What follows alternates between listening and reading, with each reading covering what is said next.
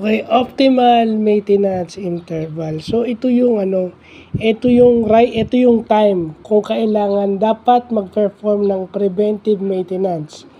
Ito raw ang nagbabawas ng lifetime operational cost. So ibig sabihin pag well-maintained yung hardware, nababawasan yung lifetime operational cost. Kasi, tumatakbo siya ng maigi. So, pag na-perform yun, na-check siya ng nasa oras, nababawasan yung time na kung saan masisira siya. Dahil na-check siya sa oras at na-check siya ng maayos. Assuming. Okay? Kasi dito sa Pilipinas, minsan hindi na-check Pero ang assumption doon, kapag katama yung oras ng pag-check, maayos din yung pag-check. So, yun. Optimal maintenance interval.